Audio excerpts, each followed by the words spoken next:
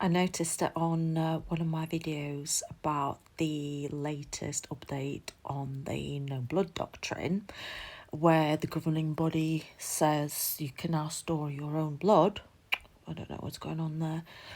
I had so many comments from what I think are active Jehovah's Witnesses. Honestly, it's not my hair day today, is it? Oh well, never mind. And I'm really surprised because during my time as a Jehovah's Witness, now this is really distracting now, isn't it? No, it doesn't want to know. During my time as a Jehovah's Witness, I wouldn't have dared to go on apostate stuff and comment. I'm like, it was almost like I was scared to get infected with a spiritual disease if I went on apostate stuff. And I mean, even if I saw anything, it was like to comment was unthinkable, you know. But yeah, and then defending the no blood doctrine, or people saying, oh well, I've been all right, or so and so's been all right. So I don't know anyone who's died from not having a blood transfusion, or actually denying that people don't die from blood loss. And I'm thinking, like, is it me? But like, such cognitive dissonance. I mean, like, oh, all right then. Yeah, that's great. Everything's fine for you. I mean, I'm glad.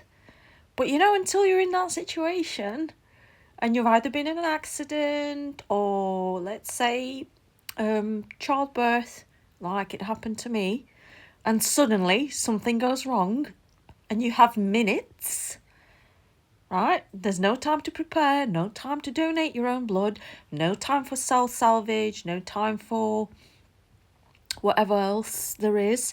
And it's great that those alternatives exist. I'm not saying it isn't. If it's possible to use them, great. But you know what? When it's not possible to use them, when it's an emergency, right? If it's planned operation or, a procedure that's coming up, great. But even then, with like pre-donated blood, you can't always pre-donate blood. You might like to get enough to be stored. You can't even donate that much without becoming anemic. And for somebody like pregnant women, that's actually not really safe to donate loads of blood. And then blood doesn't last that long anyway. So I think, I know it's pointless to argue with these people. And to be fair, like, I was once like them. And I believed everything that came out of governing body's mouth. I thought they know better. I thought they researched their stuff. I thought that they have the best interest at heart for the flock, until I ended up in hospital. And until there was an emergency. And I was like, do you know what? They're not going to be affected by the no blood doctrine. They're just sitting there. I'm the one being affected, right? I could be dying. Well, I was having like a lot of blood loss, and I'd be leaving my kids without their mother. And then it kind of slowly started sinking in. It's like the hypocrisy of it all. Someone in another country, let's say you're not in America and I'm not in America, but someone in America is making all these rules, deciding for you. You've never met them. You don't know them, right? Someone is making rules for 8 or 9 million people, including children and babies, right? That when you need a blood transfusion, you can't have it. And you have to be prepared to be unalived. Think about it. But I get it. I get it why people are in cognitive dissonance. I really do. I was there. But I'm still shocked that they would actively defend it on an apostate material.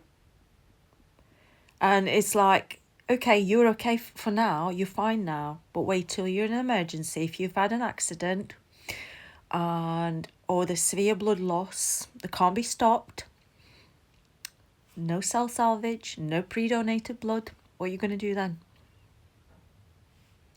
And I was in that situation where I had to ask myself, am I prepared to not be alive anymore and leave my kids without their mother? And I'm telling you now, at that moment, I had a very different outlook, because it was like, it was real. And this is what hypothetical stuff in congregation meetings is, just doesn't even enter when you're in a hospital room or emergency. But I know I'm wasting my time with the zealous Jehovah's Witnesses, who don't want to know, who would rather let some stranger in America decide their life for them.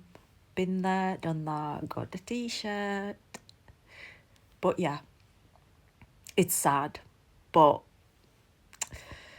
I think I'm more surprised that they would actively and openly post it online for everyone to see, just the cognitive dissonance and cruelty. Just a thought, putting it out there. Yeah. If you're an ex-Jehovah's Witness, tell me if you've also had these comments where active Jehovah's Witnesses are coming in on your videos and defending the no blood doctrine. I wouldn't have dared to do it back then, but I guess times change. Well, I'll leave you to that. Thank you for watching. Bye.